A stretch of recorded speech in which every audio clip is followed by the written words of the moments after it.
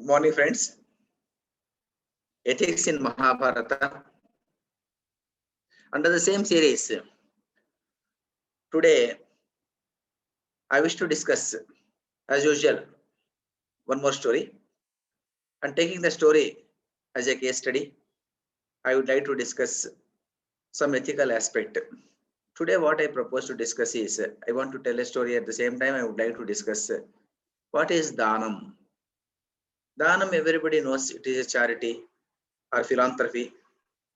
Many times we come across in newspapers, TV channels about someone donating something, and we will also be seeing a photo of a public figure feeding the poor people, a politician donating ambulance, or as for that matter a CEO of a company giving out a big advertisement in the newspapers telling about the donations the company has given under the CSR activity. CSR activity is corporate social responsibility activity.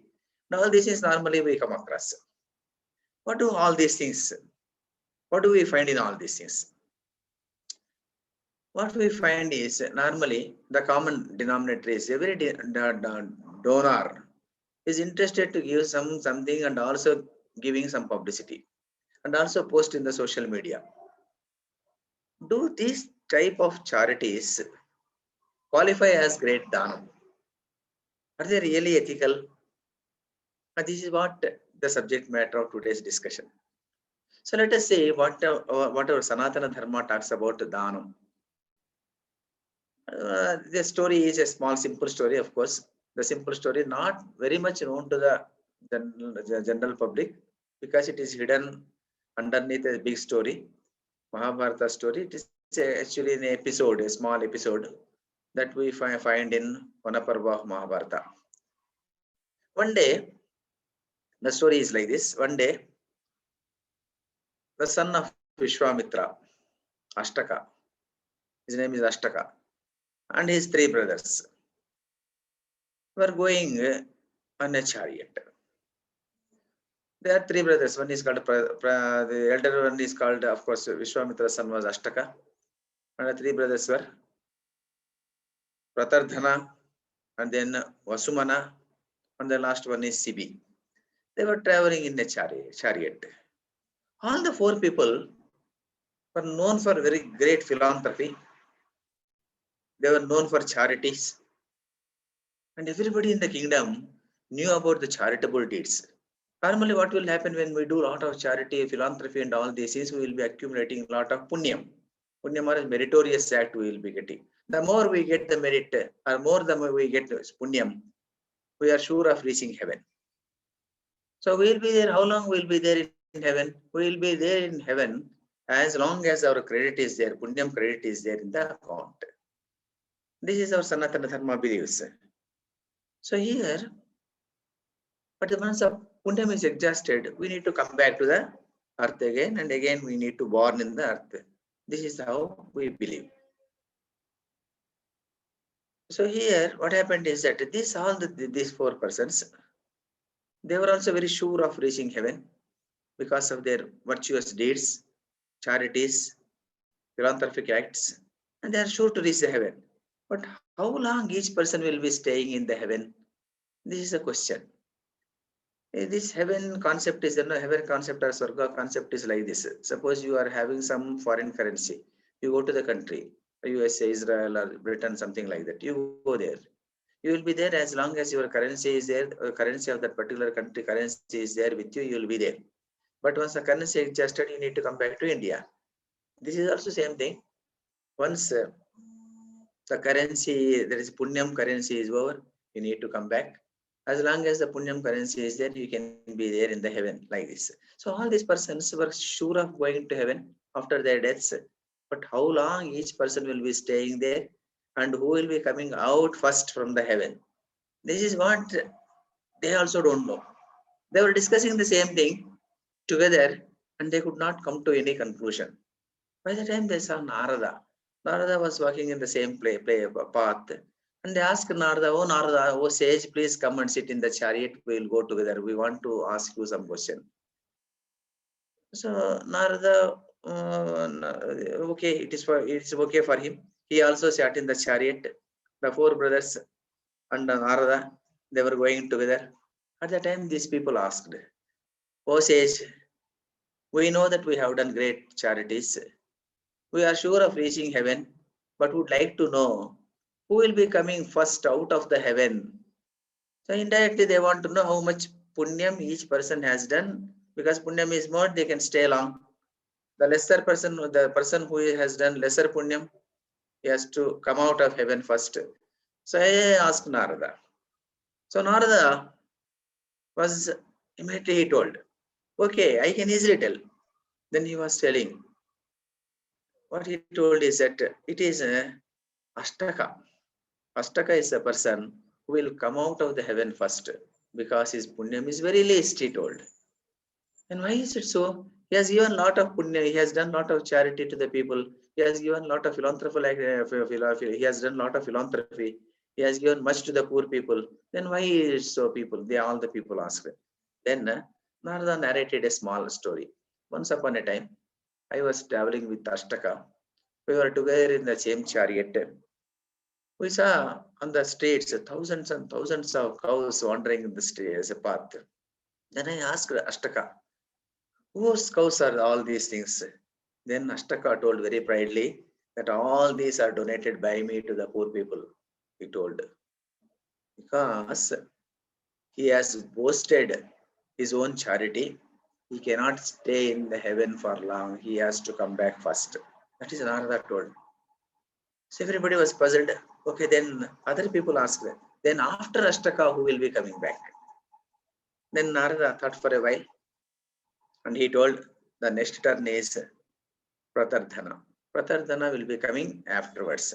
Then why is it so? Pratardhana will not stay? Will he not stay for longer period? Why? What is his problem? Then Narada was again telling, yes, Pratardhana is really a great person who has done a lot of charity. But still, on one occasion, again, I was with Pratardhana. We were traveling together. When we were traveling together, a Brahmin who was in need of a horse, he came there. And he asked Pratardhana, please give me a horse. Then Pratardhana was willing to give it on the following day. He told, I will be giving it tomorrow, I will be giving. Today I cannot, like that. But the Brahmin was telling, I want it very urgently. Please give me today only. Then he got little angry. Pratardhana got little angry. Anyway, he took out one horse from the chariot and gave it to the Brahmin. The Brahmin went out. By the time one more Brahmin came, and he also asked one more horse. So what he could do, he gave that horse also he gave. Then he started pulling the chariot on his own shoulders. Then he told these Brahmins, persons come for charity, but still they don't have any sense. They will be asking, the time and sense is not there for them. Now I am traveling in the chariot, these people are asking me horses. Like that he told. Because he was giving it with an angry face, and with Shraddha is not there in him, so he has to come back, like that Narada told. Then other people, again it was a surprise for them. Then they asked, then after Ashtaka and after Pratardhana, who will be coming out?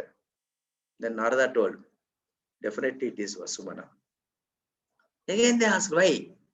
Then Narada was telling, one day I was traveling with Vasumana again. We were traveling together. At the time, his chariot was decked with flowers and it was very beautiful. I praised the chariot, your chariot is so great. Then immediately he told, Swamiji, O sage Narada, you praised this chariot. Because you praised this chariot, it appears that you want it. From today onwards, from now itself onwards, the chariot is yours only, he told. Then we traveled together. We reached the destination. Afterwards, this Vasumana did not give the chariot to me. He took the chariot on his own. He did not give it. Even though he told that it is yours only, subsequently he backtracked and he has not given it. Because he has promised and then he has not given, so he also cannot, he stay in heaven for long, he told. And who is left out? All the three brothers are over. Ashtaka is over. Pratardhana is over and Vasumana is over. The last that is left out is Shibi only. Then all the three brothers asked. Inquisitively they asked, "Oh Narada, out of curiosity we are asking. Anyway, Shibi is going to stay for longer period. By the way, all these things have happened. We don't want to ask about his charity and all these things. Now we are asking a hypothetical question. You and also you, that is a Narada, and also Shibi, happen to be together in heaven. Who will come out of heaven first?" Then Narada told, without any hesitation, he told, "I have to come out first from the heaven because I am not as great as Shibi." Then all the people were awestruck again. What happened? Why? What is the greatness of Shibi? Then Narada was telling one thing. I saw on one day, Shibi was in his house. At the time, a Brahmin approached Shibi for food. Then the Brahmin asked, "Today you serve the flesh of your son." Then immediately Shibi, without any hesitation, cut off the head of his son, took out the flesh, cooked the food, and offered it to the Brahmin. Then the Brahmin told, "You eat it first, afterwards I will take." Without any hesitation, Shibi sat there, he was eating the food. At the time, the Brahmin told, "Oh Shibi, you have conquered the anger. You have given out everything as charity, and nothing is left with you. And you are a great person. I appreciate you," like that he told. Immediately the Brahmin was no more there, and in his place, the Lord Brahma was standing there. He blessed Shibi, and then he told, "Your charity is remembered for any number of years on the earth," like that he told. He blessed him, and he went out. Then other persons, surrounding ministers and all those persons came out, and they asked, "Oh Shibi, what prompted you to behave like this? How are you become so great person? How are you doing charities? Please explain your what is called secret of success," they told. Then he told one thing, a very great quotation from Maha Bharata. I will share it to you. Please see.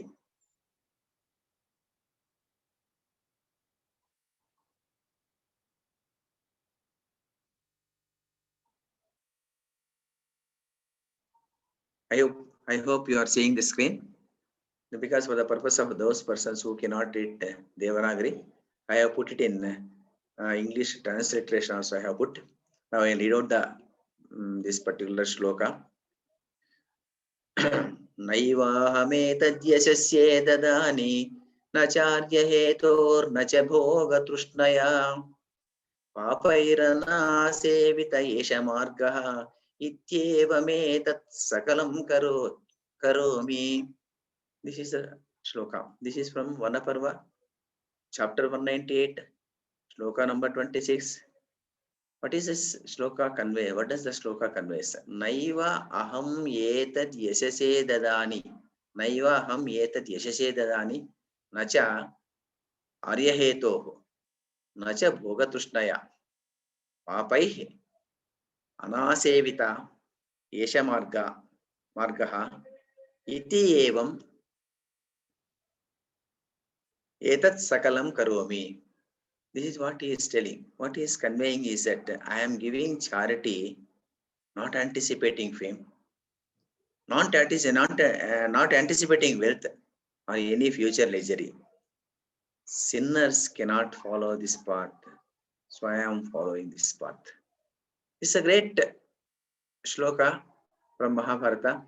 So this is how Shibi has described himself. This is how I am doing the activity. Then everyone admired Narada's intellectual analysis and left to their places. So what does this story convey? The predominant narrative of this story revolves around one issue. The one issue is charity or philanthropy. How should one give charity to any other person? Here, Vedavyasa, by introducing 4 characters, that is Ashtaka, Pratardhana, Vasumana, and Shibi, and of course Narada, he wanted to convey a message as to how charity has to be given to other persons. But there are 4 aspects are there here. If a man boasts of his charity, gives something, and telling that I have given this, like that, then what will happen? His donation does not deserve to be a great charity. Number one. The second one, if a man announces a donation but backtracks, it is also not a donation. Third one, if a man donates something, give some charity to some person, then despises the donee or get anger with the donee, and this is also not a great dānaṃ. But the fourth aspect is, if a person donates anything according to the donee's choice with Shraddha, Shraddha means devotion or faith, or with Sahanam means patience, that alone qualifies as great charity. These are the four aspects we come across in this story. The similar type of thing, but where does Vedavyasa has written all these things? It is there in Upanishads. Upanishad Saramsham is there in Maha Bharata also, because Maha Bharata is in Itihasa. Itihasas, we are having two Itihasas, of course, Ramayana and Mahabharata. These Itihasas are written to pronounce the whatever that is there in Upanishads only. So what does the Upanishads talk about dānaṃ? Upanishads also talk about the same thing only. Taittiriya Upanishad particularly we come across one beautiful passage in Shichavali. Shraddhaya adeyam, ashraddhaya adeyam, shriya adeyam, hriya adeyam, bhiya adeyam, samvidaya adeyam. Like that we have to give. Dānaṃ, how it has to be given? Shraddhaya adeyam. We should give it with Shraddha. Shraddha means with all reverence, with all faith, with all reverence. I am giving this, this is not what I am giving, is not mine. And the person who has come here is a great person. He will not come for charity. It is actually he is doing service to me, like that you have to give. Shraddhaya adeyam. Ashraddhaya adeyam. With ashraddha, with anger, something like that, you should never give dānaṃ. Ashraddhaya adeyam. And shriya adeyam. According to your capacity, you should give. Because suppose you are a crorepati person, you are not supposed to use 100 rupees or 10 rupees like that. You have to give according to your capacity. Similarly, suppose you don't have anything, then whatever that is there, even water that is there, that water itself is sufficient. Shraddha is Hriyadeyam. And Hriyadeyam means with all hesitation you should give. If I am going to give this, what will happen to this great person's personality? He may feel bad. If I am going to give like this, what he will feel? He is on the other side of taker. He is a taker. And you should not create an impression that the other person is taking with hands below to you, like something of that nature. Vyādeyam. And Vyādeyam, you should be fearful while giving. Why you should be fearful? You should be fearful because whatever that you are giving to some other person is what you have got from the God. So it is actually God's thing you are giving to some other person as a charity. When you are giving something as a charity, it is not your thing you are giving to some other person. It is a God has given it to you. So while giving, it is God's work, not your work. How you have to feel like that? If something goes wrong here, some deviation happens, God will frown at me. So because of this reason, you should be fearful. Shraddhaya adeyam, ashraddhaya adeyam, shriya adeyam, hriya adeyam, Briyadeyam, and Samvidayadeyam. With fellow feeling only you have to give. Other person who has come to you is also like you only with Samvidayadeyam. Like this, Taittiriya Upanishads also talk about that. Same thing Vedavyasa is also talking about in the small story which is there in Vanaparva. So here, the spirit and the glory of Hindu philosophy, but with the ancient, what is Sanatana Dharma philosophical thought, it never advocated charity for boasting or for exhibition. But nowadays, what is happening? Charity is for advertisement, and CSR itself is a publicity tool intended to gain better brand image, sales promotion, employee retention, and whatnot, all these things. This trend may not be ethical in its true sense. What is required is that a charity has to be given with the Shraddha. It should be a Gupta Dānaṃ, what we can call all the time, because when you are going to donate something, your name should not be revealed to any other person. This is the spirit of Sanatana Dharma. This is the ethical aspect. This is the way how you have to give to Dānaṃ. You have to give Dānaṃ to some other person. So here, Vedavyasa, by highlighting, I am concluding with by highlighting these four characters what is called Ashtaka, Pratardhana, and then Vasumana, Shibi, and of course Narada. And he wanted to drive out a fact that charity should not be for boasting. Of course, in the story, the Brahmins are they did what their exaggerated demand of the Brahmins is just for a allegory to sustain the grand narrative, and which is of course to tell about the virtues of charity only. With this, I would like to conclude the lecture. And all the stories, if you want to read out the entire story, the stories can be found in my blog, unclekatha.com. You can unclekatha.com. You can anytime log in to the unclekatha.com blog, and always you can find my stories.